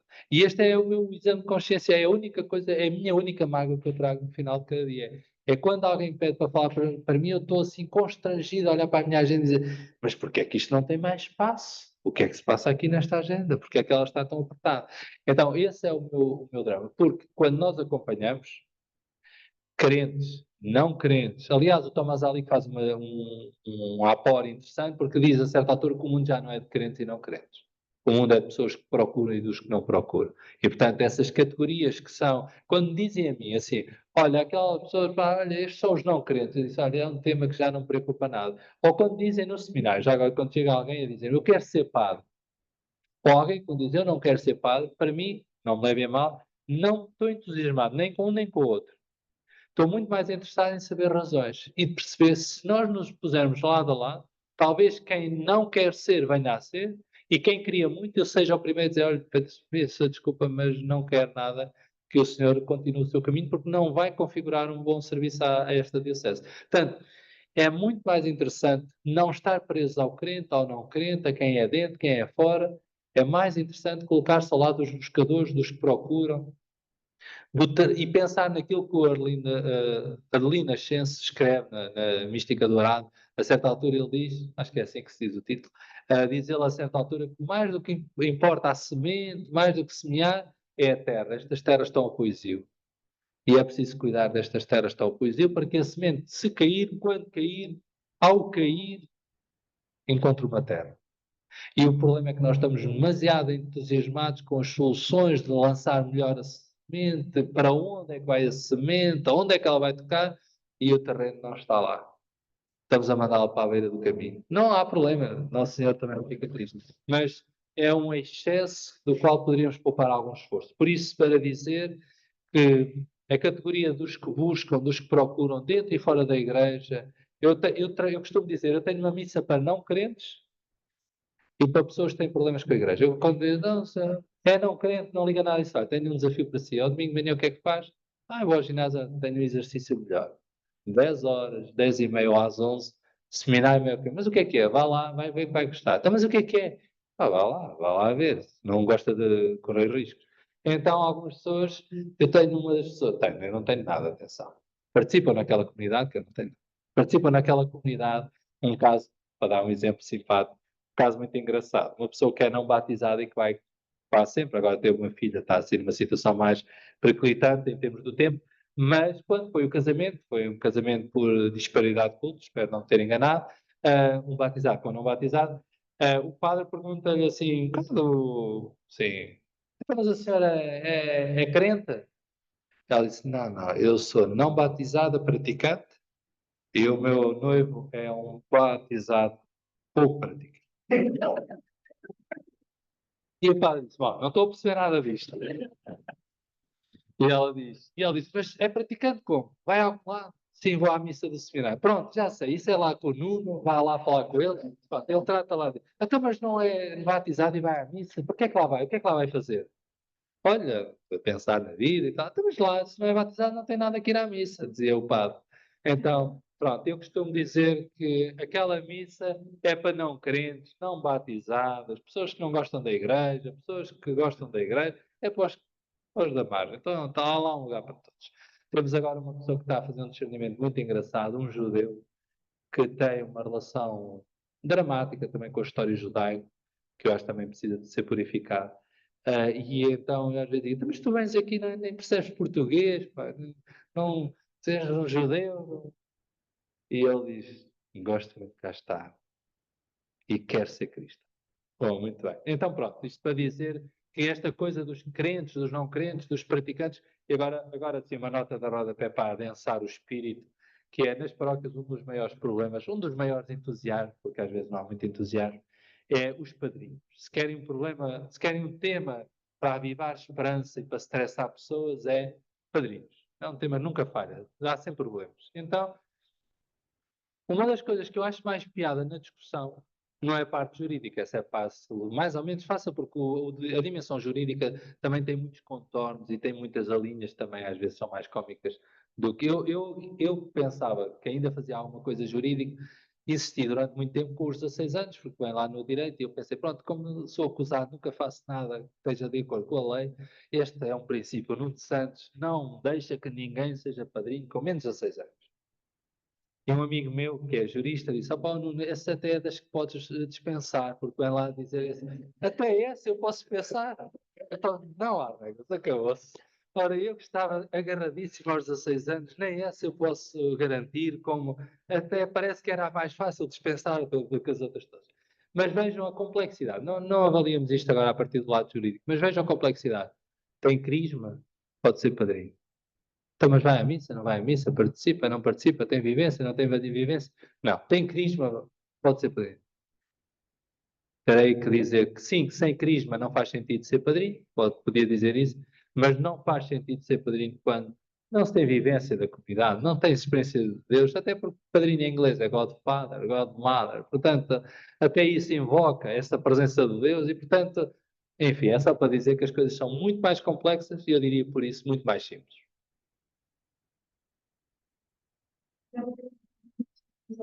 À vontade. Quando é que termina? Não.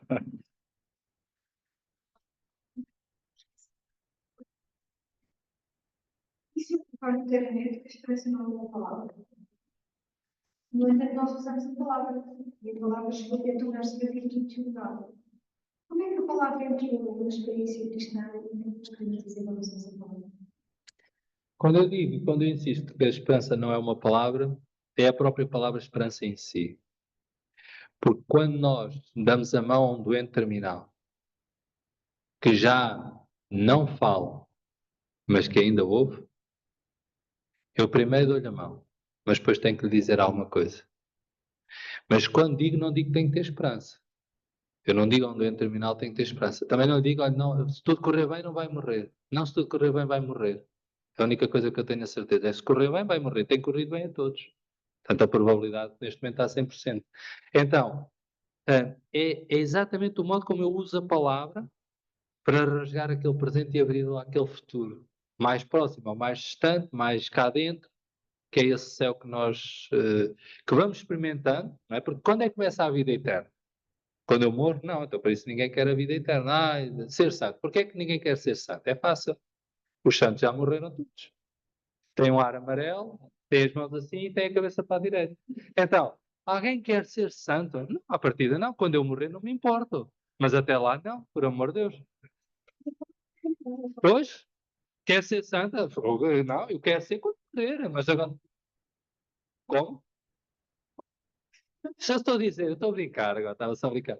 O que eu quero dizer é quando a gente insiste muito que os jovens têm que ser santos e tal, dizer, o quê? Morrer para depois ser. Não, eu não quero, ainda quero viver. Então, a questão é ser santo, a vida eterna, também ficou na escatologia muitas vezes atirado para depois da morte.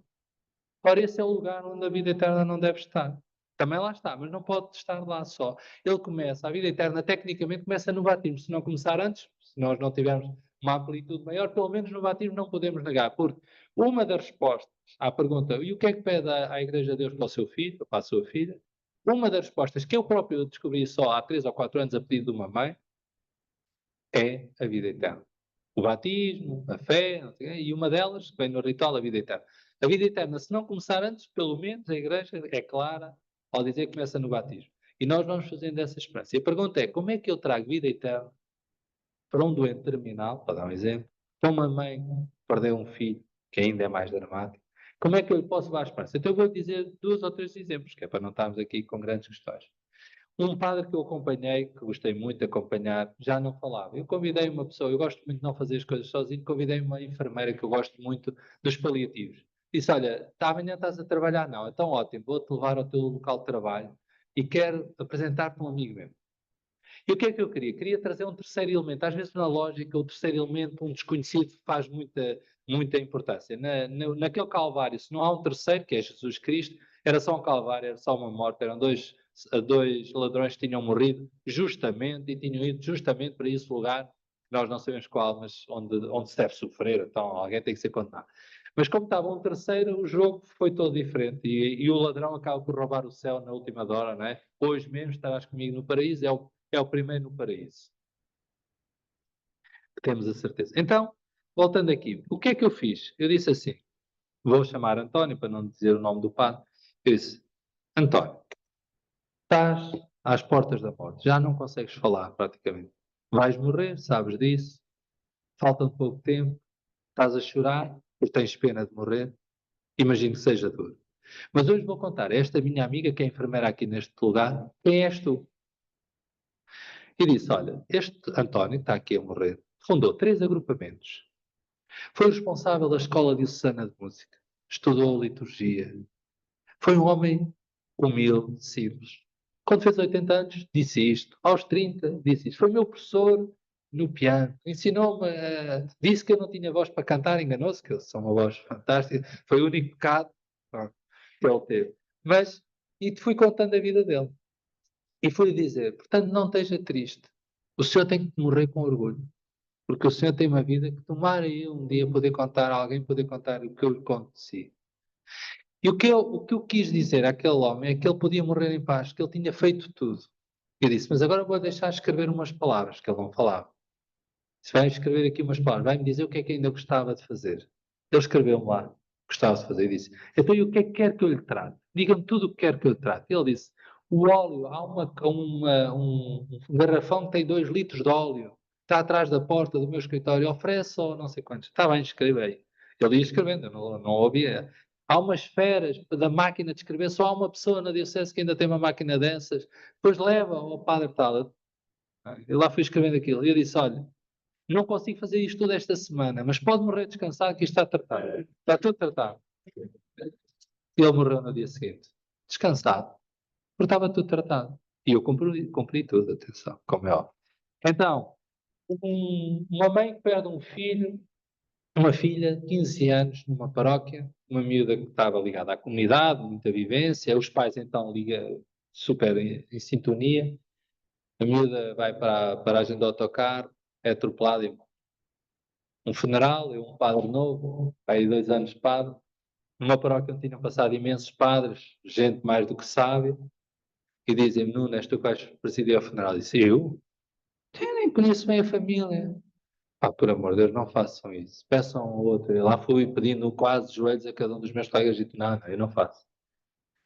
Eu disse, o que é que eu vou dizer a uma mãe, um miúdo padre? Já é difícil se com padre. Pois com um miúdo padre, que sabe a teologia toda, tem mania que sabe. E depois vai dizer umas palavras e tudo corre mal e pensei, eu estive a pensar, e como eu sou escuteiro, tenho umas ideias maiores do que a minha capacidade.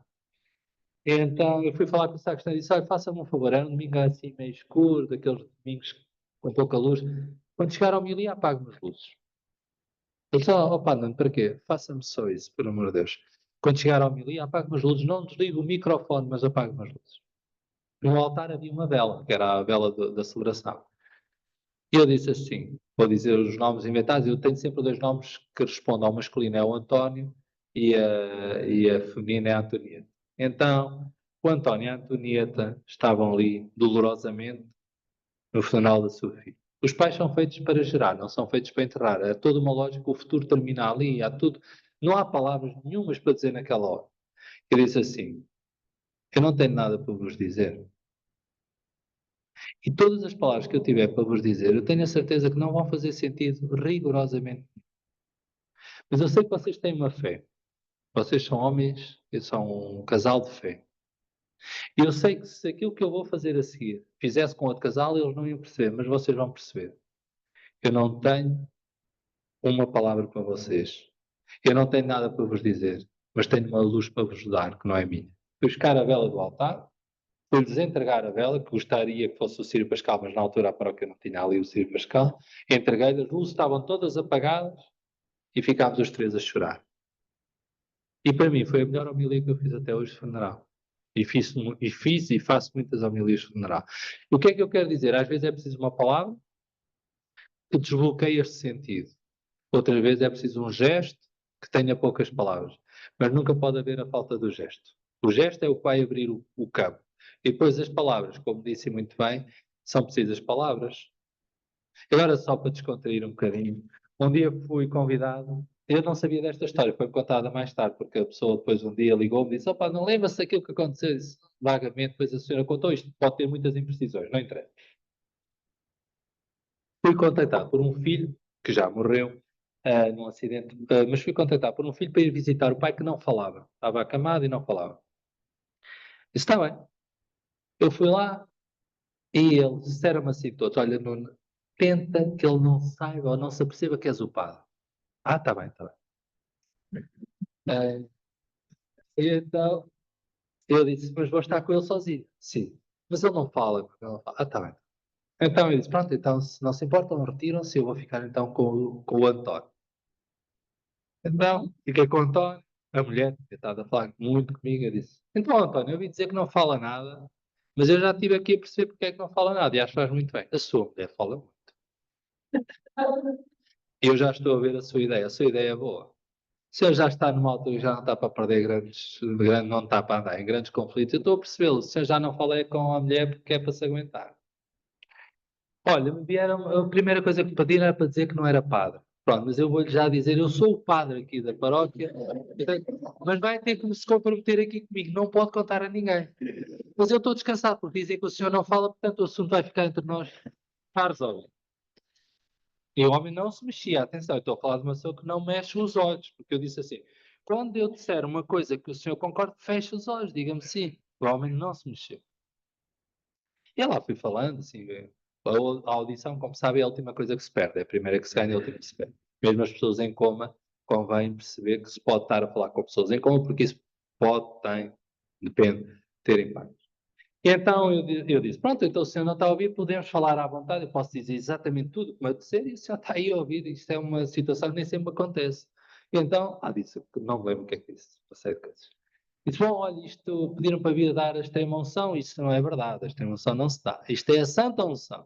Mas eu venho aqui, olha, vamos rezar os dois, não sei se sabe, o senhor está para morrer, portanto, isto é uma coisa que acontece a todos, portanto, não vale a pena estarmos aqui com grandes conversas, o senhor também não está chateado, não comenta o tema, portanto, também está, parece que está a perceber o que é que vai acontecer. Olha, vamos conversar um bocadinho, mas vamos aqui fazer uma oração, que é uma oração da igreja. Espero que saiba o que é, se não souber também não há problema nenhum, faço eu, e isto vai daqui para a frente. Lá fiz as orações e chegámos ao Pai Nosso e disse, mas agora vou ficar triste. Ao menos no Pai Nosso, feche um olho e abra um olho, só para ter a sensação que o Senhor está a acompanhar. Nada. Pronto, olha, já que não quero comentar, ao menos reze por dentro. Mas, por amor de Deus, o Pai Nosso é fácil. O senhor sabe, de certeza. Bom, terminei aquilo, nunca mais me lembro desta história. A senhora um dia telefona-me a chorar e a dizer assim, o pai não lembra-se. Um dia foi à Ponte do Espinhal. Acho que sim. Lembra-se um senhor que não falava assim. Esse senhor, dá um tempo a esta parte, reza todos os dias o terço comigo à noite.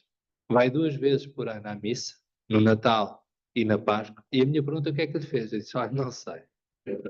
Eu provavelmente nada. Foi Deus. Eu só fui desbloquear o pensamento. E o que é muito importante nas palavras? Há várias técnicas, mas uma delas é desbloquear. Ou seja, as pessoas estão comprimidas no seu tema, na sua complexidade, descomprimir, mas depois é preciso dar uma palavra de esperança. É preciso deixar coisas objetivas, não é só ser engraçado. É depois convocar para aquilo que é o mais profundo. As pessoas fazem o seu caminho, sobretudo eu costumo pensar, olha senhora, isto é teu. Se correr bem, é para o meu lado, sou eu que mereço. Se correr mal, a culpa é tua. Não, estou a brincar. Mas eu costumo dizer, ah, eu acho que temos de ser suficientemente humildes, mas não prescindir da nossa função. Nós somos instrumentos. E a capacidade de sermos instrumentos há de ser capacidade à esperança, à vida concreta das pessoas, aos problemas concretos das pessoas. E a esperança não é minha, mas eu sou responsável por fazer acontecer, reanimar a esperança. Volto ao início daquilo que eu vos disse. O Papa dizia que é preciso reanimar a esperança. E este tempo tem que ser para reanimar a esperança. Se um jubileu não servir para reanimar a esperança, serve para quê? Agora é fácil. Eu nunca disse a ninguém que é fácil. Eu já fui internado várias vezes no hospital. E então eu tenho aquele privilégio que é poder ir ao centro de saúde e não ficar envergonhado. Uma pessoa vai ao centro de saúde, as pessoas já tiveram 3 ou 4 operações, e uma pessoa nova está lá e ela diz, pô, isso é novo, não sabe o que é que isto custa. Quando eu digo que tenho 7, já dá ali a meio, estou ali a meio da discussão. E então, uma das vezes, estava numa operação, no final de uma operação, a menisco e ligamentos cruzados, o joelho direito, eu fui aos dois, acho que foi o direito ao esquerdo, não me lembro na altura, e uma senhora muito simpaticamente disse, então, por aqui, sim, sim. Então, qual é o problema? Olha, uma coisa simples, isto, eu jogava futebol e tal, mas isto vai passar, isto, ligamentos e menisco, isto está já encaminhado. E ela disse, o meu vizinho, é uma coisa parecida. Também estava tudo bem. Sabe como é que terminou? Amputaram-lhe a perna.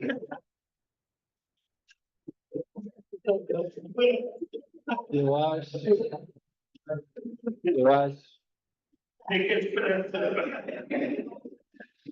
O que eu quero dizer é que as palavras têm poder. As palavras têm poder.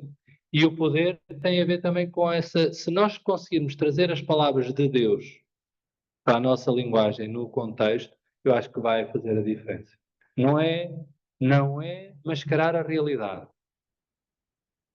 É enfrentar a realidade com a serenidade possível e com a verdade possível. Nós vamos morrer. Tu és novo, podes falar disso. É verdade, se calhar quando chegar a minha hora, se eu tiver percepção, vai ser doloroso, não sabemos como é que vai ser, não sabemos. Mas nós nunca nos podemos iludir. E por isso é que o tempo presente, nós vamos ter menos força, vamos ter menos capacidades. Se tivermos o prazer de estarmos cá há algum tempo. A questão é como é que nós em cada tempo podemos trazer alegria, esperança, como é que nós podemos trazer à vida concreta de cada momento. E vou dar um exemplo desta cidade. Um bispo que eu tive, que era o Dom Albino Clete, que foi pároco aqui perto, aqui, né? Uma vez contou-me uma história, que não sei se é verdade, mas para mim foi muito inspiradora. Uma senhora estava paraplégica. Não havia nada a fazer, estava em casa, muito desanimada, desiludida. E alguém da paróquia teve para mim aquilo que é o gênio da criatividade. Estas pessoas podem fazer pecados toda a vida, já têm o céu garantido. O que é que a pessoa decidiu? Na altura estavam a começar os telemóveis, assim, a massificação de telemóveis. E o que é que ele deu? Deu-lhe uma lista com a comunidade de pessoas que estavam sozinhas, a esta senhora. Ela diz, eu já não estou aqui a fazer nada. Eles deram-lhe uma lista de pessoas que estavam sozinhas e deram-lhe uma missão. Um telemóvel com o tarifário que aguentava muitas horas, disse, o seu objetivo é ligar todos os dias pelo menos a 1, 2 pessoas destas está sozinha.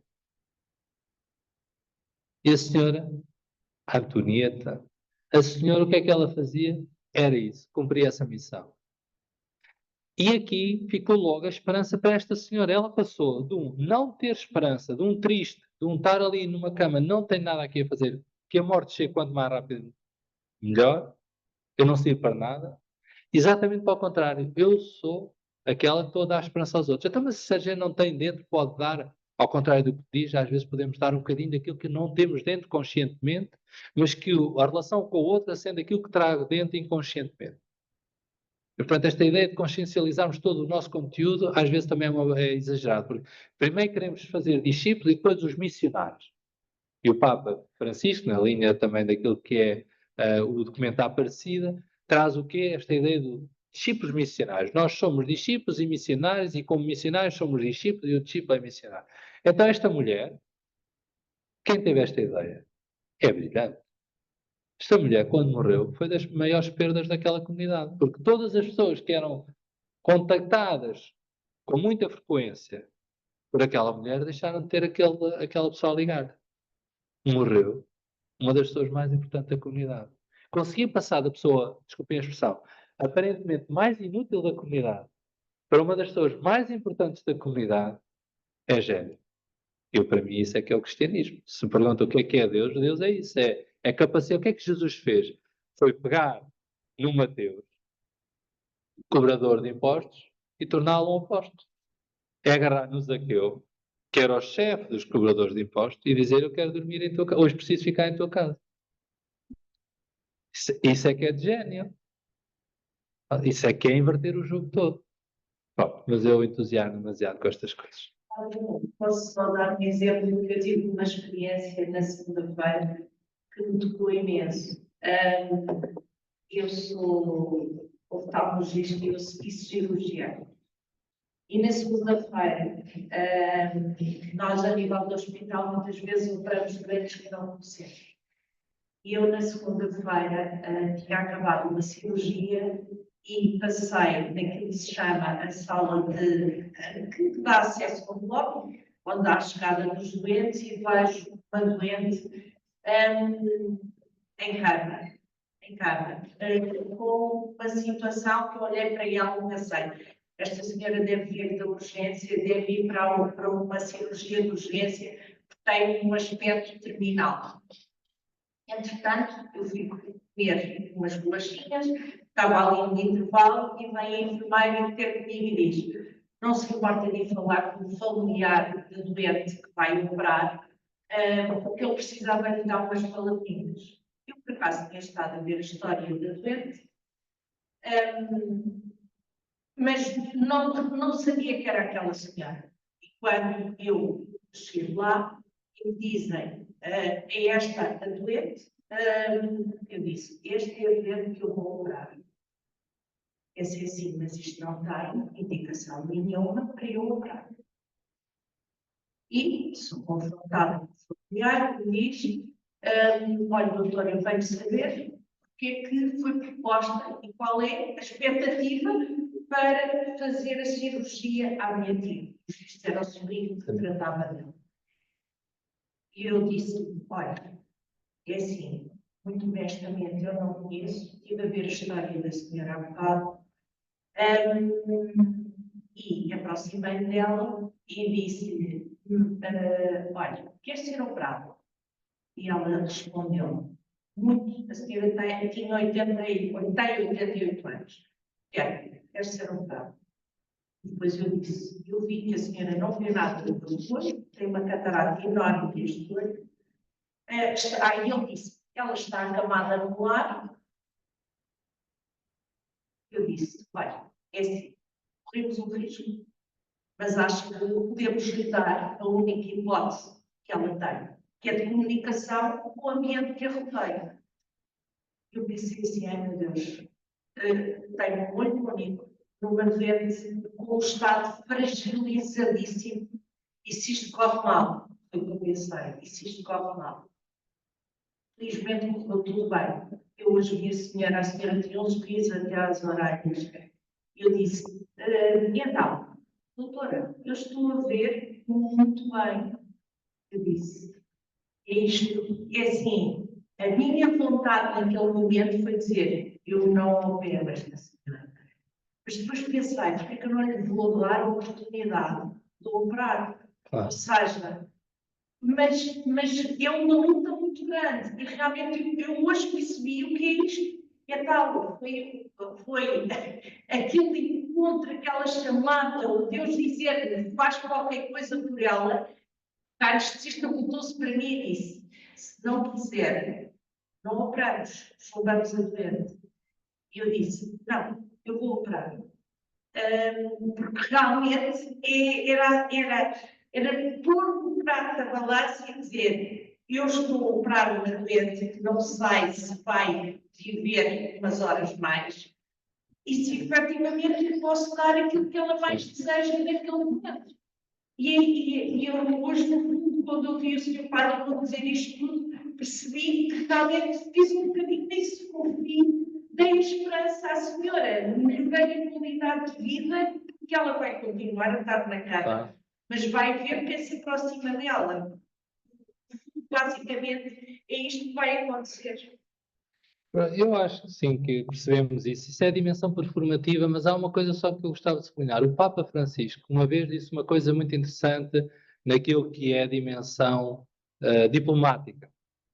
Disse: vão lá, falem com as pessoas, vejam as circunstâncias das pessoas e depois decidam. Este vão lá, vejam as pessoas, conheçam as pessoas, faz muita diferença. Atrás de uma secretária é totalmente diferente. Quando no telefone é diferente. Quando estamos ali face a face. É assim. Bom, eu acho que estamos a chegar ao fim, senão a esperança vai-se toda embora. E não vamos perder a esperança hoje. Também não vamos terminar com ela. Diz, Gonçalo. Tu. É interessante que o orador também o tempo passa bastante. Agradecemos muito. Obrigado. Sua partida de vida. Obrigado por também este tempo. Não desanimem. Antes, pelo contrário, reanimem a esperança que trazem dentro. Um abraço. Obrigado. Obrigado pelo tempo.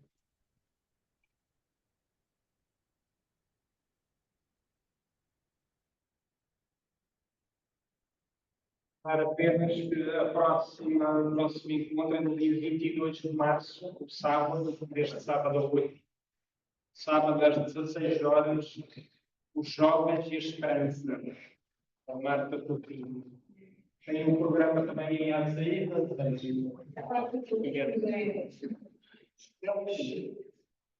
É lá.